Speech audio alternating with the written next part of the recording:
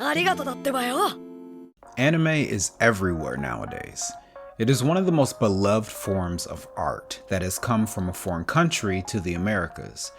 It has revolutionized the way that we think and dress and create, and it has changed the way that millions of people spend their leisure time.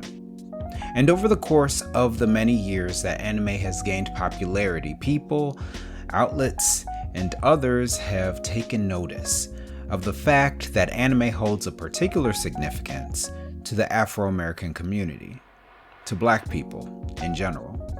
Many people have attempted to describe why this has occurred, why anime is so important to so many people in the Afro-American community, why Black people gravitate to it so often or have gravitated to it in the past 5 to 6 decades more and more. Yet there seems to be a lack of depth to what most people understand about why there is a love affair between Black people and anime. As a Black person myself who fell in love with anime in my youth, who's reflected and studied this movement, and who has also very much wanted to express my sense of gratitude towards anime, towards Japan for creating such amazing works of art, I believe there is a more nuanced answer than what we've received in the past. Firstly, I'll start by addressing what I want this video to be. I don't want this video to be a complete deep dive, and I don't want this video to be a calling out of bad takes regarding why Black people love anime. I have long desired to write a video that explains why a Black child, a Black kid, would fall in love with anime and why it means so much to me, and even a video to thank anime and Japan for enhancing our lives and our culture as Americans and as Afro-Americans. However, I would be remiss if I didn't acknowledge those other things, these takes, as well, because they have to do with why anime means so much to just so many Black people. So I'll start by briefly describing the gist of what I hear many outlets or people suggest is the reason why Black people like anime. Now, of the takes that I've heard, none of them have been very deep or have gotten the answer completely correct. And I've found some of the takes to be generally fallacious, but I'll address them here. A lot of what is being suggested about the reason why Black people like anime is because somehow it was related to hip hop, and we really like that. They talk about how Toonami was a block of programming that featured anime, but also featured hip hop beats and background music. They've also mentioned how the Boondocks was inspired by anime and how that was such a cultural moment for the Afro-American community and why it bridged the Afro-American community to anime. Now, Boondocks was an anime-inspired cartoon, and yes, I'm going to use the word cartoon because that's just what you call Western animation, but it was not an anime, which is Japanese or Eastern animation. Boondocks, as a program, taught a lot about what it is to be a part of the Afro-American community in a comical and satirical fashion. However, what these takes fail to realize, even though there is cultural significance to these programs, to these blocks of programs, to the addition of hip hop and anime theme music, is that the reality is that these were only gateways for Black people to get into anime. Personally, the reason I like anime has absolutely nothing to do with hip hop. Also, not all Black people think hip hop is their favorite genre of music. I don't care what type of music they put in front of those shows on Toonami. That is not why I like anime. They could have put polka music in front of it and I'd still watch it. Here comes the Battle Royale. Now eat this, eh? And despite how ahead of its time Boondocks was not an anime, and the reason why Boondocks was a gateway to anime actually has nothing to do with the medium itself. In fact, I don't think a lot of people are aware that unlike Boondocks, which was a satire, anime as a medium has very, very few true satires. That's actually a genre of writing that hasn't been very well explored in Japan or anime. And furthermore, a lot of people that enjoy the Boondocks show don't go on to invest their time in anime. Additionally, what's often unnoticed about the way that people talk about anime, about why people like anime and why black people like anime is that they often associate it with being cool or actiony or exciting. But none of those characteristics have anything to do with why black people would like anime specifically. Hip hop, especially when Toonami was being aired, was already a household name. Millions of people of all races enjoyed hip hop, so to say that black people only were gravitating to anime because of the incorporation of that type of music is a rather misleading argument. And in relation to how actiony it is, there is a very clear difference between an actual anime lover and someone who just likes action shows. And you can tell the difference because everyone likes action anime. Anime is its own medium with dozens of genres of programming. People who just like anime that has fighting and action don't actually like anime. They like battle shonen or action anime, which is a type of anime. Shonen, generally speaking, is described as boys anime. They feature a lot of fighting and they feature a lot of action. They feature a lot of magic and a lot of themes relating to getting better and stronger, self-actualization, and coming of age. Those types of programs are very enjoyable and attractive to a lot of animation viewers. However, that's not what anime is as a medium. I've made many videos, by the way, if you're interested in checking them out, about the difference between anime and cartoons, as well as those differences between the marketing segments in anime and what they actually represent, as well as the different genres of anime and what those represent as well. Yet what anime is as a medium is not merely those things, but a thoughtful and sophisticated type of animation that brings to life fantastical and real-world thoughts, emotions, and situations through the lens of Japanese or Eastern morality and spiritualism. That is to say, anime is also slice-of-life programs. Anime is also thrillers. Anime is also comedies. Anime is also sci-fi. And anime can also be mysteries. If you're only interested in one type of anime program, you're not actually interested in anime. You just like that type of program. It's like saying that you love American music, but you only listen to rock and roll. That's perfectly fine if you do, but you don't like American music. You just like American rock and roll. I have an older brother and we've actually had this conversation a couple times. I say, I like anime. He says he likes anime. I say I like this, and that. And he says, I like Dragon Ball Z and stuff like that because I'm only interested in it for the action. We can't have conversations about Studio Ghibli. We can't have conversations about Studio Wit. We can't have conversations about Kyoto Animation. And that's perfectly fine, but to say that black people are interested in anime and only acknowledge depictions that involve fighting, or saying that that's what brought black people in, and that's what keeps black people in anime, is misleading. Anime is far more than just shonen.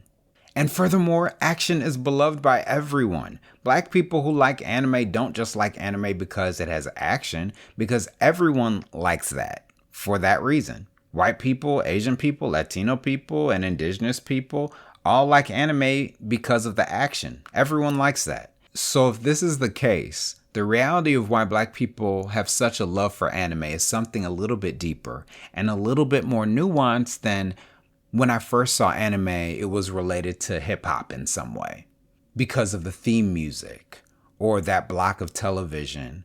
Or I watched a show that was Afrocentric and anime styled, and that made me become interested in other animations of that style because of the action and the blackness. So now that we've gotten those takes out of the way that feel insufficient, I want to talk a little bit more about what's more importantly the reason why a black kid would find themselves in love with anime.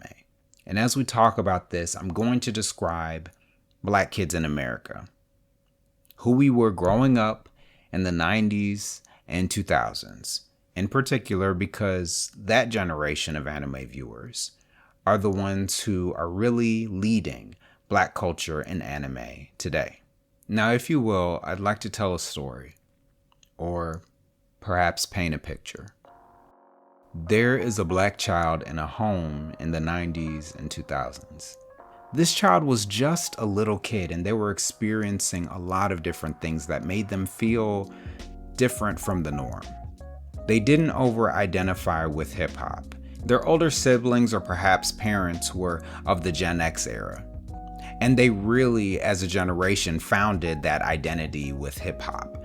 But for many, not only did they identify with the music and the fashion and the culture, they also identified with the negative aspects of that culture at that time, which included a lot of anti-intellectualism, misogyny, and violence. Because this black child had different interests, that black child's community viewed them as different or offbeat. Although they were familiar and comfortable within the black community, and even liked hip-hop, it wasn't their favorite thing. They had other interests, and they wanted to find the types of things that resonated with them. And this was actually kind of hard for this black youth. The reality is, in the 90s and 2000s, growing up meant that you often had to follow a script for blackness in America. If you didn't like certain things or go certain places or talk certain ways, you were often bullied or ostracized. And so a lot of black children during that time, like the one that we find here, noticed that because they were mixed race, because they were immigrants or the children of immigrants, because they were neurodivergent and couldn't communicate in that very specific way that the black community communicates, because they had different interests like animals or science or art, because they had a difficult home life with parents who weren't present physically or emotionally, or even perhaps abusive. They found themselves without anything that really made them feel like themselves. Because of those things that made them feel different, there were a lot of things within black culture that they just couldn't enjoy the same way that other black people could. Those differences caused them to want to see and reflect and commune with the light that they brought to the world, rather than that very specific light and beat and culture that they were born into. In the 2000s and 90s, that child was also adjacent to quite a bit of trauma. The black community was growing in wealth and pulling themselves out of a lot of the trauma that America had shown towards it in decades prior. They were getting out of ghettos and they were finding secure and prosperous careers. However, this wasn't everyone, and where they ended up wasn't very far from the trauma that their parents or even relatives were experiencing. They were still quite close to violence and gangs and even general insecurity, like housing insecurity, neglect, and food insecurity. That was perhaps not always affecting them, but affecting people that they cared about. So that black child had a lot of things on their mind and in their spirit and on their heart. Perhaps they didn't know all of these concerns themselves, but one or two put together is a lot for a young person. And moreover, they were experiencing this in America, a place where blackness, especially in the 90s and 2000s, was not quite as mainstream as it is today. And black people who were offbeat were even less mainstream. If you had other interests or other experiences in the black community during this time, that black child would often have to face those things alone. They would have no one to talk to, or no one to really reflect back to them the world that they were experiencing to give them hope, because they were different and they had interests that other black people didn't. And even in the spaces that they could go into in the world where people liked different things, like going to Boy Scouts or joining a band or trying acting or going to science camp, they would often find that they were the only black person in the room, and because of their race, they were sometimes ostracized by their non-black peers. So they might find themselves trying to vent, trying to find a different beat that they can join into within their own community. They might find themselves in church, a place where hip hop is usually not present, and a place where people spoke in a different way and were supposed to live up to their highest values. A place that was insulated from a lot of the issues that they were experiencing or seeing in the world. But often as that young black child aged in the church, they noticed that even in the church, there was a disconnect between what they were experiencing, and the lessons that they were being told. It was comfortable and preferable and had enough of the Black experience for them to enjoy. But they found that the church didn't answer a lot of questions about who people are or why they are the way that they are. They didn't answer questions about how to deal with violence or all of the negative thoughts that they may be having. They found that the church often avoided dealing with real contradictions that they placed in front of them every week. They didn't understand why some people were loved and some people were hated. And that Black child didn't understand why their cultural identity and their religion had to be so intertwined. Because, as they learned, growing up in the church meant that you had to act a certain way, dance a certain way, praise a certain way, and believe in a certain way in order for you to be a part of the group. A lot like how they felt at school or in their community within the overarching Black culture. And so one day, that Black child who was growing up, who was a bit isolated and felt as though the deepest parts of their mind and heart and spirit had to be silenced in order for them to live in community with others, who didn't often see themselves on television or in animation in nuanced ways, particularly as they became tweens and were too mature for kids' television. They found themselves watching anime. Perhaps they discovered it watching Toonami, or perhaps it was a commercial or a shirt that they saw when they were shopping in the mall. But they tuned in and watched, and what they discovered was something that they had never seen before, and even thought of before. The stories and characters and situations in anime were unlike any that they had ever seen or even wrestled with in conversation, in an academic setting, or even on television. In anime, we found that in a lot of characters, we were able to project our Blackness onto them. We saw characters like Piccolo, who was cool, calm, and collect, much like the people in our own community. He was an alien, someone who was different than everyone else, much like how we often found ourselves being, the only person of color in a room. There were so many characters like that, and we fell in love with shows like Dragon Ball Z for it. We found that there were so many characters and situations and stories in anime that resonated with the real experiences and struggles that we were having in real life. Characters like Naruto was an orphan child who grew up without his parents, who experienced violence from a very young age, and who was isolated by his peers for years.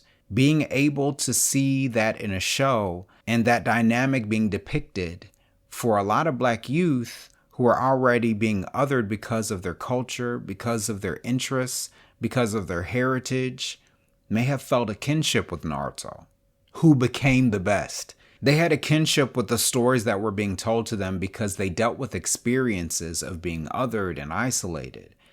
Because there were things happening to the characters that were outside of their control, and they dealt with those things in a meaningful way. Anime dealt with these themes and ideas in ways that they didn't have discussed with them at home, because their parents perhaps were not available to them emotionally.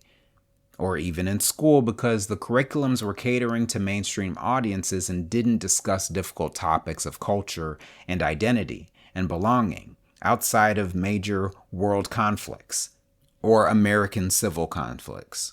Black children were able to see morality and spirituality displayed in a way that made sense to them, that wasn't contradictory in the way that they had experienced in their own religion and in their own culture. Anime showed us that just because somebody had experienced something difficult or even became something dark doesn't mean that they can't be redeemed or that they don't still have within them a spirit. They learned that in anime like Naruto and Bleach, Black Clover, and Hunter x Hunter, who had main characters who were dealing with really difficult paths, who had demons inside them, and were wrestling with them and wanted to get control of them. These programs dealt with these conflicts meaningfully and didn't cast them out of society like how that Black child saw his church talk about their relatives or peers who perhaps dropped out of school, left home, or smoked. They also found shows that were unlike any animation that they had seen before and were more thoughtful and dealt with more complexity in ways that they had never seen. They saw in shows like Neon Genesis Evangelion, Fruit Baskets, or Ouran Host Club that there were characters who had internal conflicts that they spent time trying to unpack and understand in ways that this black child had never been able to communicate to the people that they loved in their real lives. They saw in a lot of these programs characters who were dealing with conflicts of love and attraction that they didn't understand, but were processing in progressive ways instead of being told to never think or speak of it, like that black child often heard at home or in school. And for the first time, that black child, we were able to see brown-skinned characters, whether they were black or not, in animation in ways that we never thought we would be able to see depicted. Even though they loved seeing themselves in animated shows in American animation, the large majority of these shows were comedies, and they were too often cracking jokes, being silly, or even mean. With anime, they found shows like Pokemon, Cowboy Bebop, Bleach, and Yu-Gi-Oh! Where brown-skinned characters could have a full range of emotions and thoughts and personalities. And none of those personalities had to be stereotypical or reference in any way hip-hop music, or any of the ways that black people are usually portrayed in animation and television. These characters were so often quiet. They could be leaders. They could be heartfelt and very kind. They could be powerful beyond belief. They could be quirky and uncool. And they could reflect a lot of what that black child was and what made them different, offbeat, or unique. And so black children fell more and more in love with anime. We watched one episode after another, one series after another, and began exploring more about what it meant to be a fan of anime by reading the manga, or even finding an interest in the Japanese language and culture. As we got older, we tried new anime, things that were more adult, that spoke to who we were mentally and socially. Black children would try programs like Berserk and Erased, and watch movies like Akira and 5 centimeters per second. They would explore the dramatic and the surreal and so much more in between. That is the true black anime fan. That is how a black child finds themselves in love with anime. Sure, there are some people who found themselves in love with anime because of Toonami or hip hop or because of the Boondock Show. Perhaps these were gateways to the broader spectrum of what anime is. But on a deeper level, the reason why black children, particularly during the time of the rise of anime in the 90s and 2000s, found themselves as ambassadors for blackness in anime is because it spoke to them on levels that their culture and community were not speaking to them. Many races of people, many very popular, diverse people of color who have found themselves in love with hip hop, if they are Asian or Latino or even white, have expressed on camera why their communities or why they individually have found themselves in love with that culture, even though that culture is rooted in blackness. The reason that they often give is because the hip hop culture allowed them to see successful people of color on television when often there was no successful person of color of their own culture. They couldn't find their own representation on television if they were Asian or Latino. They were able to see a black person make it and become popular and well respected within the framework of American whiteness, or they were able to see a black person stand up to the things that were difficult in their lives, the struggles that they faced through hip hop. I didn't see any Asian representation in the media, television, in the neighborhood. I started to just gravitate towards black culture and blackness because I was like, this is how I can understand being a minority in America. And hip hop was the anthem. And so because that non-black person was able to see another person of color or anyone stand up to the difficulties that they were facing through music on television and be successful, they resonated with hip hop and they started believing in themselves. We see this with Eminem and people like him. We see this with people like Timothy De La Ghetto or Eddie Huang, who are both people of color that resonated with black culture and hip hop. This is true in the Asian community and Native American community and Latino community. But what a lot of people don't realize is that there is an equally significant parallel to that social reality within the Black community. For Black people who don't see themselves represented or spoken to within their own culture. There are Black youths who don't over-identify with hip-hop, who appreciate it, but what really moves them, what they find interesting, what talks to their own unique experiences, lies outside of their own culture.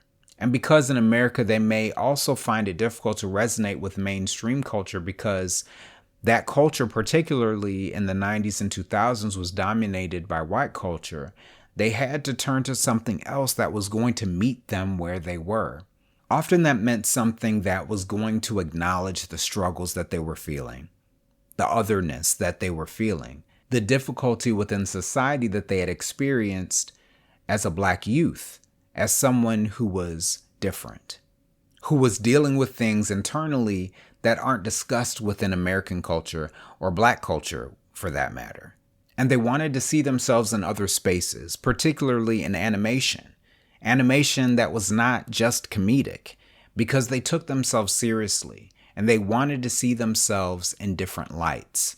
And oftentimes that brought that Black child to anime. So this is a thank you letter to anime, and this is a thank you letter to Japan. I've spent a lot of time studying Japanese culture and how it has influenced and enhanced American popular culture. And this isn't the video to go over that full history, but this is a video to say thank you to Japan for bringing American culture something that it wasn't getting. And moreover, thank you for bringing to Black youth something that they weren't getting.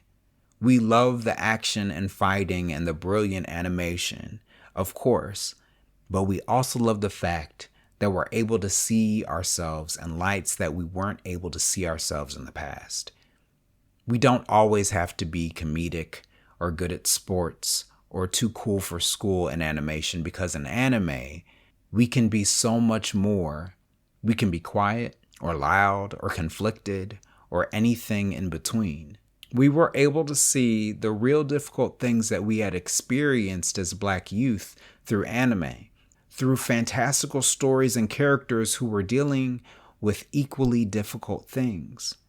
And we were allowed to open our mind up to a different ethos that didn't exist in American culture, that allowed us to expand our definition of what is good and what is meaningful and what is love. And for many, that gave us the tools to expand our minds and progress our culture. Of course, I have my own culture, and we have our own culture, and we have our own ethnicity and our own heritage and our own community. And the way that we dress, talk, and communicate with each other, we hold that in high regard, and we believe it to be equal to every other culture. But wow, for all that you've done and given back to us, even if unintentionally. Japan, thank you so much. Anime, thank you so much.